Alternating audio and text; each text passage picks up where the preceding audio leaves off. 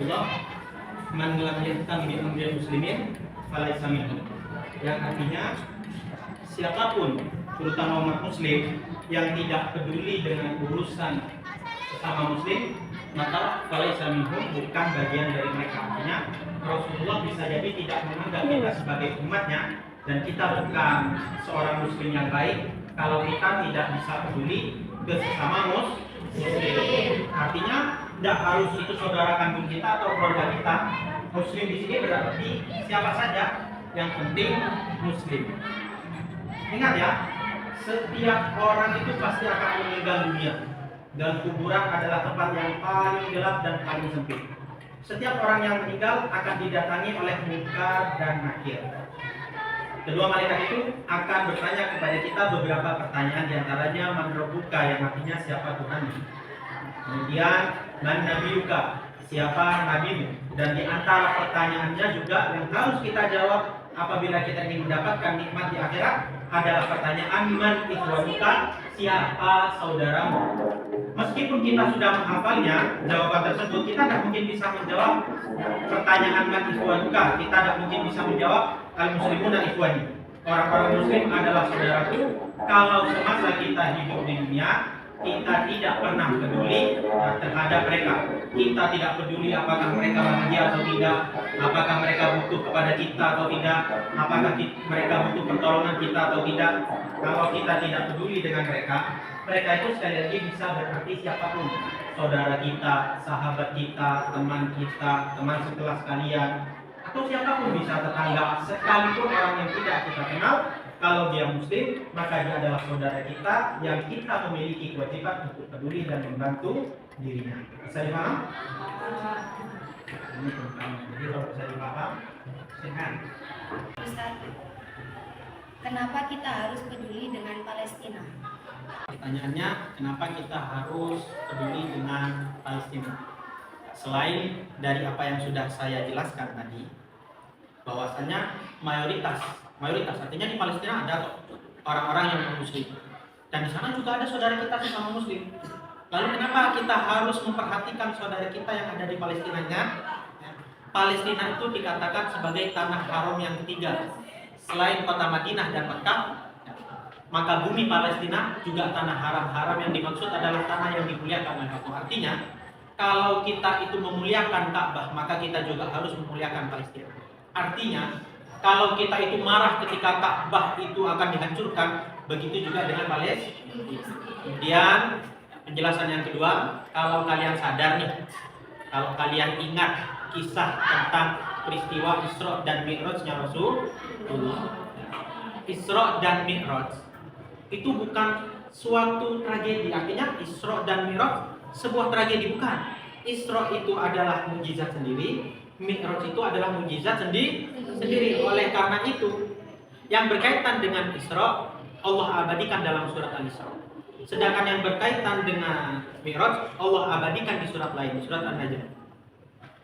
Kalau memang Mi'raj itu adalah tujuannya untuk menghibur Rasulullah setelah tragedi Amul Husni, yang dikenal dengan tahun kesedihan, di mana Rasulullah kehilangan dua orang yang paling disayang, sekaligus dua orang yang paling membela Rasulullah, yaitu paman Rasulullah, Sayyidina Abu Thalib, kemudian istri beliau, Sayyidatuna Khadijah Kubra, sehingga Rasulullah larut dalam kesedihan dalam 1 tahun penuh itu, maka dikenal dengan Amul Husni. Kemudian untuk menghibur Rasulullah SAW, maka ada peristiwa Isra dan Mi'raj, dan kemudian Allah memberikan hadiah berupa sholat. Nah, artinya andai kata tanpa Isra langsung Mi'raj pun dari Makkah menuju Sidratul Muntaha, menuju langit ketujuh, bertemu dengan zat Allah itu bisa. Lantas kenapa masih ada Isra? Dan kemana tujuan Isra? Adalah ke Palestina. Karena Palestina sekali lagi itu adalah monumen berharga, termasuk ikon milik umat muslim yang harus kita cintai dan harus kita jaga bersama. Jadi itu salah satu alasan kenapa kita harus peduli dengan Palestina, dengan tragedi yang terjadi sekarang. Kenapa kita peduli dengan yang jauh, sedangkan negara kita yang dekat juga butuh perhatian kita? Banyak juga yang bertanya berkaitan dengan bantuan sosial, kepedulian kemanusiaan ini. Banyak di sosial media yang bertanya, kenapa sih kita harus membantu yang jauh kalau negara kita sendiri juga masih butuh kepada kita. Jadi begini, soal kemanusiaan dan membantu itu tidak terbatas oleh jarak. Artinya siapapun, baik yang dekat maupun yang jauh. Tapi kita sebagai manusia, kita mengenal prioritas. Artinya mana yang harus kita dahulukan. Kenapa kita dahulukan yang jauh yang ada di Palestina? Kalau Indonesia, saudara kita setanah air juga membutuhkan. Jadi jawabannya seperti ini. Prioritas. Artinya andai kata saya kasih contoh yang logika dulu biar kalian lebih mudah Pak.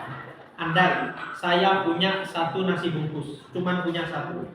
Kemudian saya punya keluarga dekat yang satu rumah dengan saya. Dia sudah makan pagi, dia sudah makan siang, malam belum makan.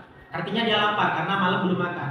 Kemudian saya punya saudara jauh sekali dari saya, mungkin jarak 1 kilo, dan dia belum makan seharian atau bahkan 2 hari belum makan. Dan saya cuma punya satu bungkus nasi. Kira-kira mana yang saya dahulukan? Apakah harus yang dekat? Tidak kan? Artinya kita dahulukan secara prioritas. Kalau saya kasih ke yang dekat, dia cuma tidak makan malam saja. Artinya andai kata dia tidak makan, tidak dapat satu bungkus ini, dia tetap bisa hidup kok, paling cuma lapar. Tapi kalau saya tidak kasihkan ke yang jauh sana, dia sudah sehari loh tidak makan, bisa-bisa sakit, atau mungkin dia 2 hari loh sudah tidak makan, bisa-bisa dia nanti kena penyakit, dan itu membahayakan kepada nyawanya. Artinya bukan soal jarak mana yang dekat dan yang jauh, tapi mana yang lebih butuh. Sekarang saya tanya kepada kalian, oke, mungkin saudara kita setanah air memiliki banyak problem, diantaranya mungkin berkaitan dengan lapangan pekerjaan. Tapi kan hal itu tidak berkaitan dengan nyawa. Kenapa sih orang-orang Indonesia? Apakah nyawa mereka terancam? Tidak kan? Mungkin mereka hanya kurang pekerjaan. Kurang, artinya mereka punya pekerjaan. Yang tidak punya pun saya yakin mereka masih punya kok rumah. Yang tidak punya pun sekali lagi saya yakin mereka masih bisa hidup. Nyawa mereka tidak terancam. Oleh karena itu, artinya bukan berarti kita tidak peduli dengan yang dekat. Kita peduli ke semuanya. Masalahnya kalau saya cuma punya satu nasi bungkus, kita dahulukan mana yang lebih butuh. Kalau saya punya 2, ya saya kasih 2-duanya. Artinya kalian jangan salah paham. Kalian yang bisa membantu yang jauh dan yang dekat, bantu 2-duanya. Tapi kalian yang terbatas dengan harta kalian, tenaga kalian terbatas, maka kalian prioritaskan mana yang lebih butuh. Bisa dipaham kiranya? Ustaz, jika Palestina merdeka, apakah benar kiamat akan segera terjadi? Jadi banyak juga isu-isu yang sampai ke saudara-saudara kita, ke kita semua, kalau kemerdekaan Palestina itu menjadi salah satu tanda kiamat. Mereka berpikir kalau Palestina merdeka maka kiamat akan terjadi, sehingga banyak yang bimbang. Gimana ya Ustaz? Saya ingin doakan, saya kasihan, tapi di satu sisi saya takut nanti kiamat terjadi kalau mereka merdeka. Maka jawabannya, pertanyaan tadi, apakah benar kalau Palestina merdeka itu akan terjadi kiamat? Tidak bisa saya bilang benar, tapi juga tidak bisa saya bilang salah. Karena yang tahu kapan kiamat itu benar-benar terjadi hanya Allah. Bahkan di dalam hadis Arba'in, hadis kedua, Rasulullah menyatakan dengan tegas ketika ditanya oleh malaikat Jibril mata sa'ah. Beliau menjawab, "Bal mas'ul bi'a'lam min as-sa'il." Artinya, enggak ada yang tahu. Yang tahu hanya Allah Subhanahu wa ta'ala. Oleh karena itu Allah berfirman di dalam Al-Qur'an, "Ila rabbika muntahaha." Urusan kiamat mentok hanya Allah yang tahu. Andai kita katakan, okelah ada hadis yang mengatakan bahwasannya kemerdekaan Palestina itu salah satu tanda kiamat. Tetap bukan berarti kalau merdeka akhirnya kiamat. Enggak. Hari ini merdeka belum tentu besok kiamat. Bukan minggu depan, bukan bulan depan, bahkan bukan tahun depan. Kita tetap tidak tahu. Dan itu kewajiban kita, sekali lagi sesuai dengan sabda Rasulullah. Bukti kalau kita itu bagian daripada umat dan agama Islam, bukti kalau kita bagian daripada mereka adalah kepedulian kita. Artinya kewajiban kita adalah peduli dan mendoakan mereka. Kita doakan atau tidak, Palestina merdeka atau tidak, kiamat akan tetap terjadi dan Palestina akan tetap merdeka tanpa doa kita. Jadi yang terjadi kepada saudara kita di Palestina itu bukan sekedar cobaan untuk mereka, tapi juga cobaan untuk kita. Artinya Allah melihat akan berdiri di barisan manakah kita? Akankah kita berdiri di barisan orang-orang yang peduli kepada saudaranya atau orang-orang yang mengabaikan? Ingat, dulu tragedi yang serupa artinya tidak sekejam sekarang. Tapi pembantaian anak-anak dulu pernah terjadi di zaman Nabi Musa oleh Fir'aun. Ketika Fir'aun mendapat kabar bahwasanya orang yang akan melengsarkan jabatannya adalah bayi yang lahir pada tahun itu, maka Fir'aun membunuh seluruh bayi. Dan Fir'aun memiliki orang yang membantu. Maka sama seperti tragedi waktu itu, sekarang kita sedang diuji. Apakah kita berdiri di belakang Fir'aun zaman sekarang, ataukah kita berdiri di belakang orang-orang yang membela dan menentang perbuatan yang dihadapi? Pilihannya cuma itu saja. Jadi sekali lagi, cobaan ini bukan hanya untuk saudara kita di Palestina, tapi ujian juga untuk kita. Allah pengen melihat berdiri di manakah kita. Jadi jangan takut untuk mendoakan mereka kalau alasannya hanya kiamat. Karena dengan atau tanpa doa kita, mereka akan tetap merdeka. Dengan atau tanpa doa kita, kiamat tetap akan terjadi. Jadi pertanyaannya hanya kalian berdiri di pihak mana. Bisa dipaham? Ustaz, apa kegunaan atau manfaat dari kunut nazilah? Jadi kalau pertanyaannya hanya apa kegunaan kunut nazilah, maka kunut nazilah itu sesuai dengan namanya nazilah. Dari bahasa Arab artinya turun. Yang dimaksud adalah bala atau cobaan yang sedang Allah turunkan. Jadi gunanya kita membaca kunut nazilah agar Allah cepat mengangkat cobaan atau bala tersebut. Dan bagi kita yang peduli seperti pada saat ini, kita membacanya untuk saudara kita. Jadi agar mereka mendapatkan kemenangan, agar cobaan mereka cepat diangkat oleh Allah. Nah, itulah gunanya untuk mereka. Sedangkan untuk kita tetap kembali ke tadi. Doa adalah bagian daripada kepedulian. Jadi doa itu adalah bentuk kepedulian. Sebagaimana Rasulullah pernah bersabda, "Ad-du'a silahul mu'min." Doa adalah senjata pamungkas umat muslim. Jadi kalau kita tidak bisa membantu dengan tenaga, atau seperti kalian bahkan dengan harta pun masih belum bisa, maka minimal bantulah dengan doa. Sepelit-pelitnya orang, semalas-malasnya orang, setiap orang pasti bisa berdoa. Bahkan orang bisu pun masih bisa berdoa dengan hati. Maka ingat ya, bahwasanya doa itu adalah silahul mu'min, senjata terakhir, senjata pamungkas tameng milik kita. Jadi kalau kita rajin berdoa, bukan hanya untuk mereka, kita doakan untuk semua, diri kita, keluarga kita, mereka. Maka doa itu insya Allah akan mencegah hal-hal yang tidak kita inginkan yang menimpa kepada kita, keluarga kita, dan kita doakan semoga saudara kita yang sudah tertimpa musibah ini, semoga sama Allah cepat diangkat musibah itu dan diberikan kemenangan. Amin ya rabbal alamin. Bagaimana cara membaca doa kunut nazilah? Nah, sekarang caranya, bagaimanakah cara membaca doa kunut nazilah? Jadi kunut nazilah itu adalah kunut atau doa yang dianjurkan oleh Rasulullah dibaca setiap sholat, baik sunnah maupun fardu. Minimal kalian baca di setiap sholat fardu. Kapan dibacanya? Di sholat di rakaat terakhir. Jadi waktu pembacanya sama seperti sholat subuh. Karena subuh cuma 2 rakaat, maka kunut di waktu subuh dibaca di rakaat kedua. Tapi kalau yang 3 rakaat seperti maghrib, maka dibaca di rakaat ketiga. Dan yang 4 rakaat seperti zuhur, asar, dan isya, maka dibacanya di rakaat keempat. Kunut nazilah itu sedikit berbeda dengan kunut yang biasa kalian baca. Perbedaannya terletak pada doa. Jadi setelah sampai pada lafaz nastaghfiruka wa natubu ilaik, sebelum wassallallahu ala sayyidina Muhammadin nabiyil ummi, di tengah-tengah itu ditambah dengan doa. Contohnya seperti ini ya.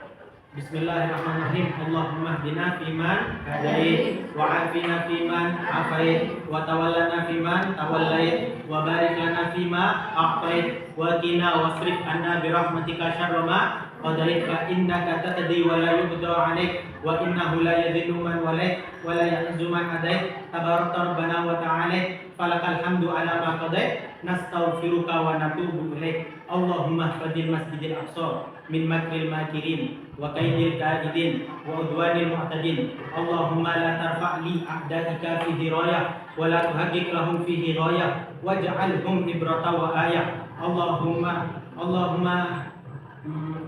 la taj'al sya'nahum fi sifal wa amrahum fil wabal wa kaidahum fi dalal. Allahumma farrij jam'ahum wa syattid samlahum waj'alhum fi khalal wa fasal. Allahumma rfa' annal ghala wal waba wa sa'iral bala min biladil Palestina khassah wa min buldanil muslimina 'ammatan ya rabbal alamin. Allahumma adfa' anna syarra taghin wal baghin wal zalimin wal kafarata wal musyrikin wal yahuda wal munafiqin bima syi'ta wa kaifa syi'ta ajilan ghaira ajilin wa anzil 'alaihim ba'saka alladzi la taruddu 'anil qawmil mujrimin. Allahumma ansuril muslimin fi Palestin wa ansuril muslimin fi kulli makan. Allahumma ansur umat sayyidina Muhammad wa jibur umat sayyidina Muhammad warham umat sayyidina Muhammad wa farrij umat sayyidina Muhammad bihaqqi sayyidina Muhammad wa qina wa iyyahum min syarri dunya waddin innaka ala kulli syai'in qadir. Wa sallallahu ala sayyidina Muhammadin nabiyil ummi wa ala alihi wa sahbihi wa baraka wa sallam walhamdulillahi rabbil alamin. Jadi itu contoh bacaannya. Kalau tidak hafal, maka boleh dicatat. Atau kalau yang punya HP yang kalian di rumah bukan di pondok, kalian bisa save, bisa searching, googling, kalian simpan, ya. Kemudian bisa kalian simpan di kantong, taruh di meja seperti ini boleh. Caranya ketika di rakaat terakhir setelah ruku istidah ya, sami'allahu liman hamidah. Nah, kemudian kalian baca Allahumma hadina fiman hadait wa afina seperti tadi, kemudian kalian baca. Setelah selesai kalian taruh, kemudian kalian sujud.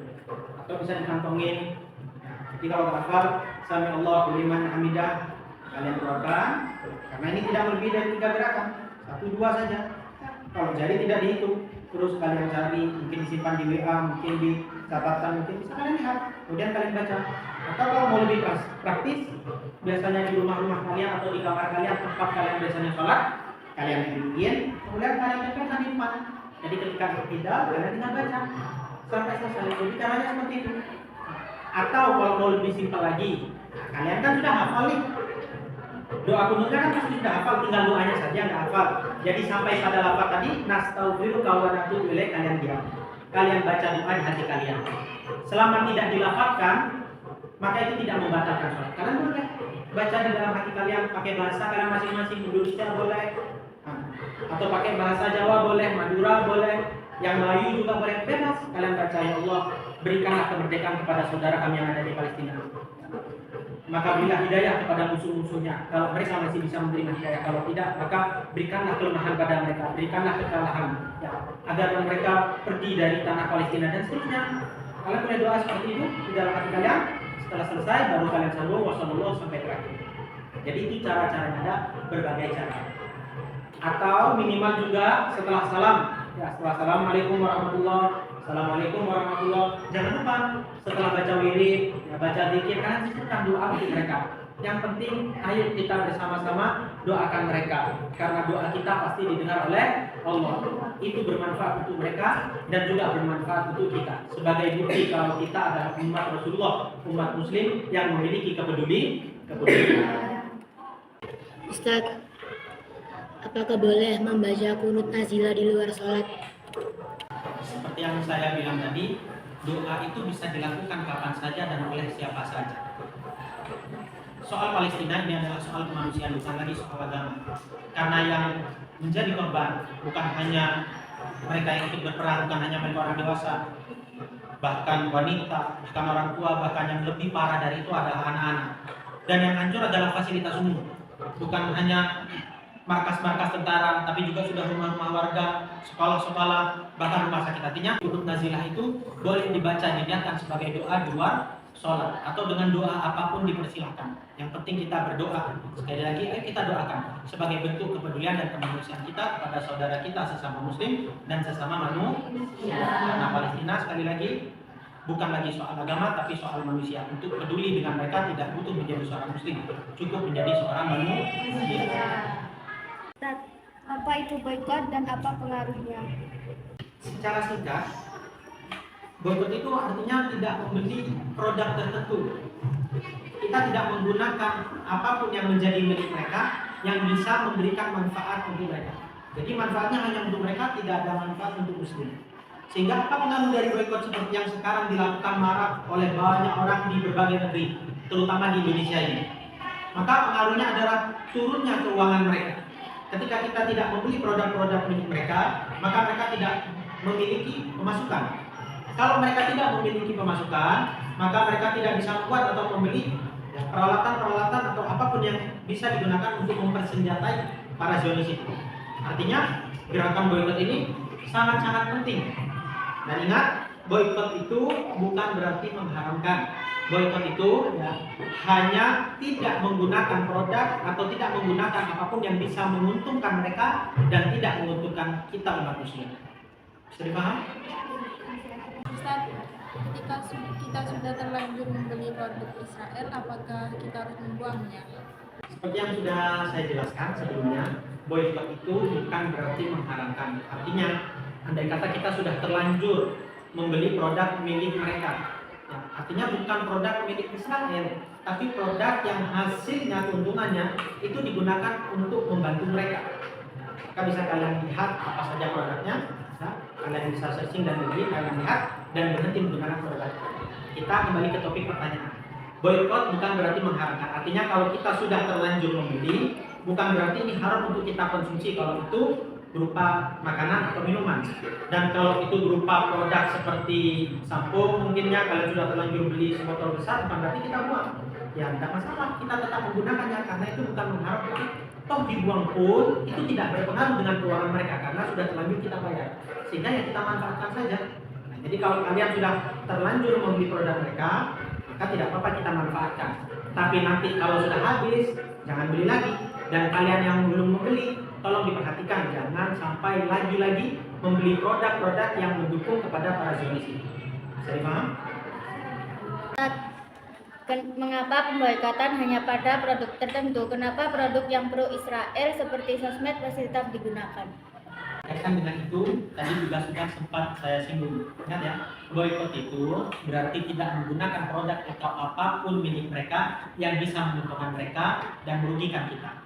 Artinya tidak semua kita boikot. Contohnya seperti sosial media. Kenapa kita tidak memboikot sosial media? Karena sosial media ini bermanfaat untuk kita. Anda yang menguasai sosial media dan berita itu hanya mereka, maka akan banyak sekali masyarakat, bukan hanya muslim tapi non-muslim, yang tidak tahu kebenarannya. Lihat sekarang banyak sekali masyarakat yang bahkan ketika pemerintahnya pro dengan para Zionis, tapi para masyarakatnya enggan untuk mengikuti pemerintahnya karena mereka tahu dari media, dari berita. Sehingga kita yang bisa menyuarakan suara kita di media, kita bantu. Selain dengan tadi harta, doa kita bantu juga dengan media. Oleh karena itu, salah seorang tokoh yaitu Profesor Habib Abdullah bin Muhammad Baharun, Rektor Universitas Al-Azhar, beliau mengatakan, ayo kita manfaatkan media kita. Kita berjuang dan berjihad melalui media kita dengan tujuan semoga Allah menghapus dosa-dosa yang pernah mampir lewat sosial media kita hapus dengan cara kita bantu. Baik yang muslim maupun non-muslim itu kita bersama-sama menyuarakan demi nama kemanusiaan. Jadi sekali lagi, boikot itu bukan berarti semuanya tidak kita gunakan. Kita tidak menggunakan hanya produk ya, dan produk-produk tertentu yang hanya menguntungkan mereka dan tidak menguntungkan kita. Artinya, andai kata ada pertanyaan yang lain yang mengatakan, jangan munafik dong. Kalau kalian mau boikot, boikot semua. Tidak seperti itu. Dalam Islam, terutama kita umat muslim, kita itu mengenal sebuah kaidah yang la yudraku kullu, la yutraku kullu. Artinya, yang tidak bisa kita lakukan semua, bukan berarti kita tinggalkan. Kita lakukan yang bisa kita lakukan, kita tinggalkan maksiat yang bisa kita tinggalkan. Jadi sebisa kita. Sama halnya kalau kalian mengatakan, jangan munafik, kalau gitu tinggalkan semua, jangan pakai sosial media. Lalu bagaimana kabar orang-orang yang terlanjur bisa bahasa Inggris? Terus mereka melupakan ilmu mereka itu. Terus mereka suruh pura-pura bodoh atau amnesia. Gimana caranya? Jadi sekali lagi jangan salah paham. Boikot itu bukan berarti seluruh secara universal, semuanya enggak. Tapi kita hanya boikot produk yang hanya menguntungkan mereka, tapi tidak menguntungkan kita. Sedangkan sosial media ini bisa menjadi senjata untuk kita, justru untuk melawan mereka. Seperti sekarang, mereka sudah dilawan oleh banyak sekali suara berkat media sosial. Ibarat kata nih, kalau saya kasih contoh yang logis, kalau kita para mujahid berperang di lapangan, di medan perang, kemudian kita berhasil menembak mundur lawan kita, maka kita berhasil menguasai mungkin tempat mereka, markas mereka. Di situ ada pangan. Kita ambil pangan itu, bukan berarti kita buang. Mana yang bisa kita manfaatkan meskipun itu musuh, kita manfaatkan. Kita kita ambil panah, mungkin bisa kita konsumsi atau kita bagikan kepada yang butuh. Mungkin di situ ada senjata-senjata, peluru-peluru yang bisa kita ambil untuk melawan musuh-musuh kita. Sama halnya dengan sosial media. Kemudian terakhir saya tutup penjelasan ini, ya jangan lupa tidak ada satu sosial media pun yang bisa tercipta kecuali dengan ilmu algoritma, dan algoritma itu adalah suatu ilmu yang diambil dari penemunya yang bernama Al-Khawarizmi. Maka berubahlah menjadi algoritma, dan Al-Khawarizmi adalah saintis muslim. Artinya kemajuan teknologi manapun, sosial media manapun, semuanya tidak lepas dari jasa muslim. Bisa dipaham? Ustadz, bagaimana kita menyikapi orang-orang di sekitar kita yang masih menggunakan produk Israel? Yang harus kita lakukan, bagaimana respon kita terhadap orang-orang yang di sekitar kita yang masih menggunakan produk-produk milik Israel atau yang pro kepada Israel. Jadi gini, sebagaimana Allah sudah mengingatkan di dalam Al-Quran, wa ma'alaina illal balaghul mubin, innaka lan tahdi man ahbabta walakinnallahu yahdi man yasha. Artinya kewajiban kita itu hanya menyampaikan, bukan berubah. Kita tidak bisa merubah orang. Bahkan kata Allah, wahai Rasulullah, engkau pun tidak bisa merubah seseorang karena hidayah murni hanya milik Allah. Kewajiban Rasulullah dan kewajiban kita itu hanya menyampaikan. Dan menyampaikan pun hanya kepada orang yang menurut kita mampu menyampaikannya. Keluarga kita, teman kita, sahabat kita, atau siapapun yang menurut kita, saya bisa kok menasihati dia. Tapi kalau kita nggak bisa menasihati orang-orang tertentu, maka tidak perlu.